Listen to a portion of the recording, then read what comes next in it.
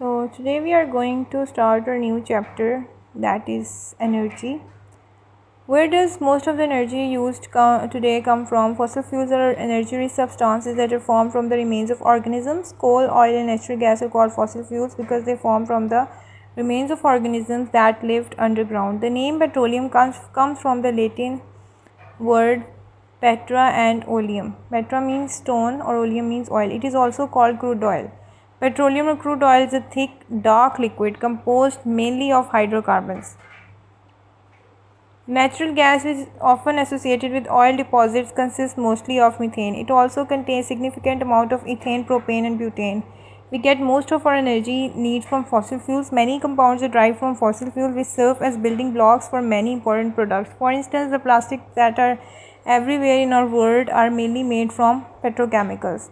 They are used to make everything from packaging material to various household items, medical devices, and electronics. In this chapter, you will learn about petroleum, petrochemicals, and their products. So, origin of petroleum and natural gas. It is believed that oil was formed by organisms and that lived 100 million years ago, and marine plants and animals died. Their remains piled up, and layers of sand, rock, and mud buried dead organisms. Over time, due to lack of air, the heat and pressure of the sediments and the activity of bacteria transformed the material into dark brown viscous liquid called petroleum. So, petroleum is also called the crude oil, and gas products that accumulate on top of oil are called natural gas. So, mining of petroleum, crude oil is extracted from the earth crust. It is found and it is extracted by drilling holes. When drilling through rocks, natural gas first comes out at high pressure. After the gas pressure drops, the oil is extracted by pumps. Refining of petroleum. So, the conversion of crude oil into beneficial products is known as refining. These refining beneficial products are referred to as fractions. Each fraction include a collection of hydrocarbons that boil in a certain range of temperature. Petroleum is refined through fractional distillation in a tall fractionating tower. The crude oil is heated up to 400 degrees C in a furnace. Then it is passed through the fractional distillation column. It vapor rise through the column. As hot vapor move up, they condense according to their boiling points into various fractions. So, compounds with a very high boiling point condense first, close to the bottom. Compound with low boiling point condense last. Compounds which do not boil collects at the bottom. And in this way, the vapor condense gradually at different levels. So, here in this diagram, we can see that we have the crude oil, and first of all, we have the bitumen, so which doesn't boil at all, and it is collected at the bottom. And after that, the compounds with high boiling points, they condense first. So as we go up in this fractionating column, the temperature drops. So the boiling point uh, on the upper side of the this column is very low, and on the middle is on the lower side of this fractionating column, the boiling point is very high. So according to the boiling point, the vapors of the different substances came out, like after bitumen we have fuel oil, then lubricating oil, then diesel, kerosene, naphtha, gasoline, and after at the last we have liquefied petroleum gas, which is LPG. And here we have their names in this table with their boiling points and their uses. So okay, we shall start with liquefied petroleum gas that has carbon atoms 1 to 4, boiling point is below 20, and it is used in cylinder gas for cooking. Petrol 5 to 10 carbons, 35 to 70 degree boiling point, fuel for motor cars and vehicles. Naphtha is 8 to 12, boiling point is 70 to 120. Chemical feedstock for making drugs, plastics, and other chemicals. Kerosene is 10 to 16, and 170 to 250 is the boiling point, fuel for jet planes, fuel for heating, lighting, and cooking. Diesel is 14 to 20, 270 to 340, fuel for buses, trucks, and trains. Lubricating oil is 20 to 50, 350 to 500, lubricants for machines and engines, waxes, and polishes. So these are their uses. After that we have fuel oil. So fuel oil is used in power stations, factories, and ships with 500 600 degrees C boiling. But last one we have the Bitumen is has boiling point at more than 500, and it is used in paving roads and making roofing material. So basically from this the LPG is used for cooking, and petrol, kerosene and diesel, they are used as, and fuel oil, they are used as fuels in vehicles, and naphtha is for making drugs and plastics, and lubricating oil is for the lubrication of machines and engines, and the last one is used for paving roads and roofing material. Okay, now moving on to petrochemicals. Petrochemicals are organic compounds and they are made from petroleum. For example, compounds such as ethylene, propylene, butadiene, methanol, benzene, toluene, xylene. They are the most important petrochemicals. They are mainly hydrocarbons that are obtained from different fractions of crude oil, gas oil, and petroleum gas. Some of these compounds are also obtained from coal and natural gas. We also get a lot of petrochemicals from renewable resources like sugar cane and corn biomass. Petrochemical products are used as raw material in the petrochemical industry in the manufacture of various chemical products. These chemicals are called petrochemicals. For example, plastics, rubber, synthetic fibers, dyes, adhesives, resins, paints, coatings, pesticides, and detergents are all petrochemicals. So your clothes, curtains, carpets, floor tiles, toys, they are petrochemicals. So the petrochemicals are playing very important role in our daily life. Okay, now we have the some cracking types like thermocracking, catalytic, and steam reforming. So these processes are happening in the industries, and we get many useful products from these reactions. Thermal cracking is a process in which the higher molecular weight fraction of hydrocarbon is heated at high temperature and high pressure to produce smaller hydrocarbon. Thermal cracking produces light oil, medium oil, which is used in diesel fuel, heavy oil, and coke. For example, decane gives us octane plus ethene. Okay, this is the thermal cracking. It happens at very high temperature and pressure. Catalytic cracking happens with the help of catalyst. So in this method, the high molecular weight petroleum fraction passed over a layer of zeolite catalyst, which cracks heavier fraction. This method is used to produce high octane fuel. For example, heptane gives us pentane plus ethene. Both the cracking processes are important for producing commercial gasoline and light oils. The gaseous products obtained in cracking processes such as methane, ethane, propane, ethane, propene, and butane are important raw materials for petrochemical plants. After that, we have steam reforming. So the steam is heated at 700 to 1000 degrees C to produce a mixture. Small amounts of carbon dioxide is also produced. Natural gas, refinery gas, liquefied petroleum, and low boiling naphtha are used as feedstock. CH4 plus water gives us CO plus H2. Methanol is an important petrochemical. Energy contents of fuel. So many materials can store energy. This energy can be utilized in many ways. For example, food, coal, petroleum products, uranium. The material also called as fuels. So the energy content of fuel are expressed by the terms energy density and specific energy. Energy density is defined as a measure of amount of energy stored in a material or fuel per unit volume. Energy density is expressed in joules per cubic meter. Specific energy is defined as the measure of amount of energy a fuel can release when it is burned. Specific energy is expressed in joules per kilogram. In case of battery, specific energy is also expressed in watt per hour. For example, the specific energy density of coal is 24 mg per kg and that of natural gas 55 mg per kg. So the table shows the energy density. Okay, now we have the specific energy density of different fuels. Biodiesel, coal, crude oil, diesel, ethanol. So specific energy density is written over here and their uses are also present. That is biodiesel is for automotive engine, coal is for power plants, crude oil is for refineries, diesel is for diesel engines, ethanol is a gasoline mixture, gasoline engines for the gasoline, natural gas is household purposes, uranium is for nuclear reactors, and wood is for space heating and cooking.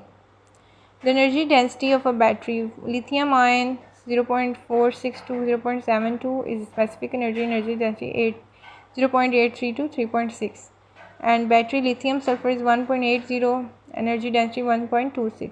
Silver oxide is 0.47 and energy density for this is 1.8. Now we have to know the efficiency of a battery is defined as the amount of energy battery can provide compared to the amount of energy required to charge it. No battery has 100% efficiency. This is because some energy is lost during storage, charging and discharging.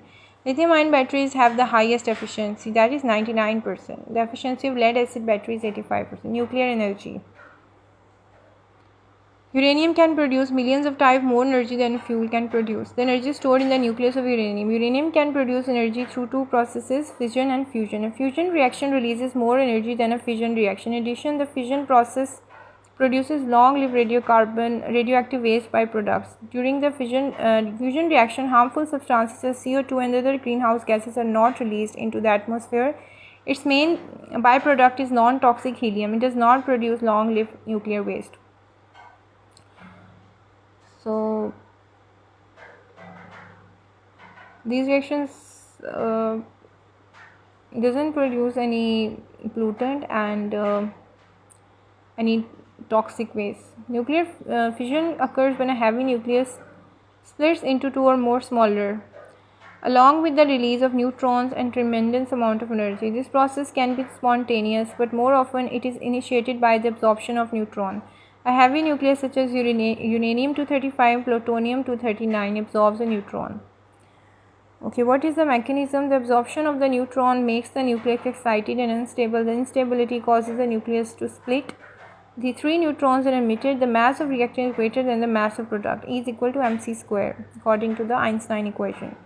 Example is uranium-235, 92 plus 1 neutron gives us barium 144 plus 3 neutrons plus krypton plus energy.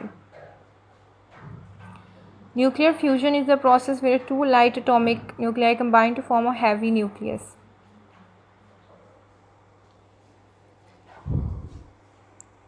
Okay, two light nuclei are brought close together and there is intense conditions of temperature and pressure, and the mass of the resulting nucleus is less than the sum of the mass of original nuclei. So when these two nuclei combine, two nucleus of hydrogen combine, they will give the helium. Like we have two deuterium which will combine to give helium plus one neutron, and tritium plus deuterium gives us helium plus protium plus energy. Importance of nuclear energy.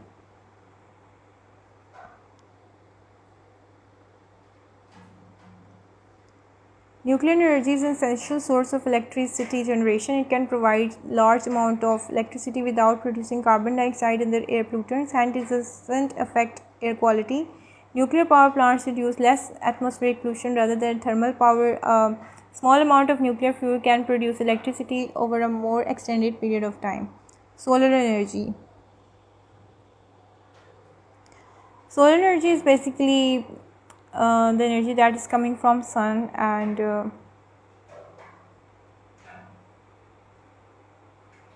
so renewable energy resource, and it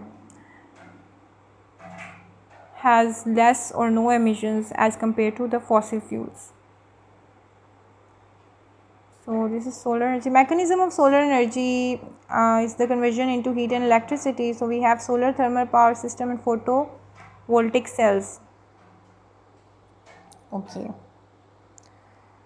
Now we are going to study about thermal systems. So thermal systems use sunlight to absorb energy and convert it into heat, which can then be used for heating purposes.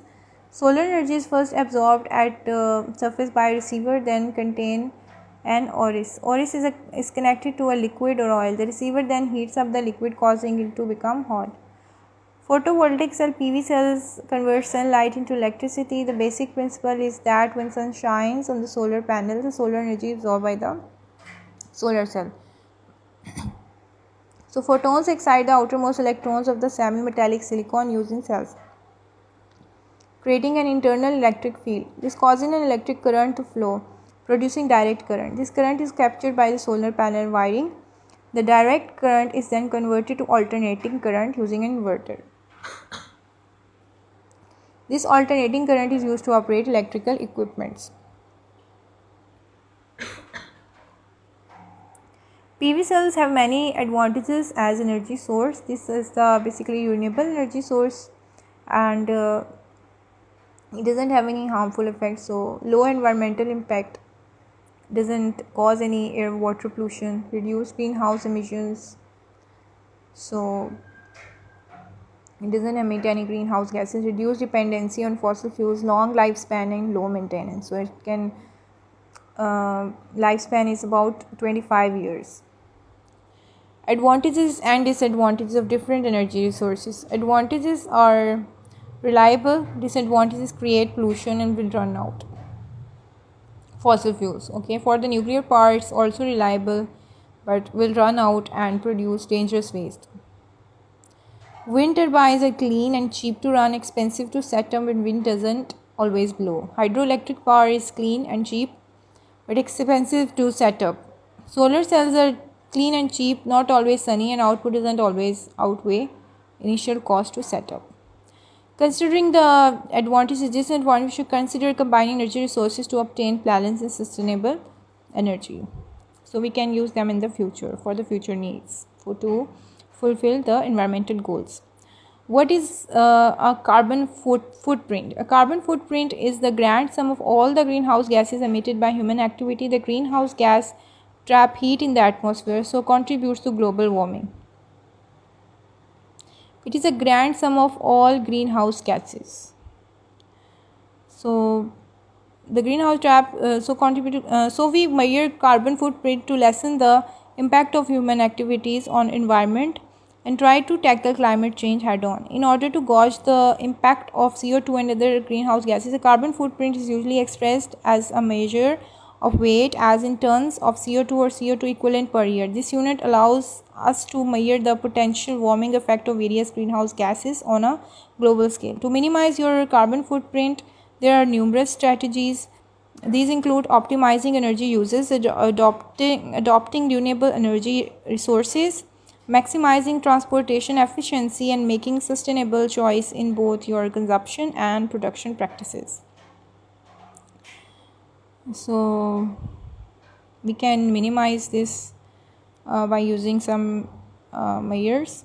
The environmental impact and finite nature of fossil fuels have led to increased interest in renewable energy sources such as solar, wind and hydropower as alternatives to reduce dependence on fossil fuels. So we can use this alternative resources, renewable resources instead of non-renewable resources, which can produce the less amount of pollutants and they have better efficiency. So this is the end of our chapter, and thanks for listening.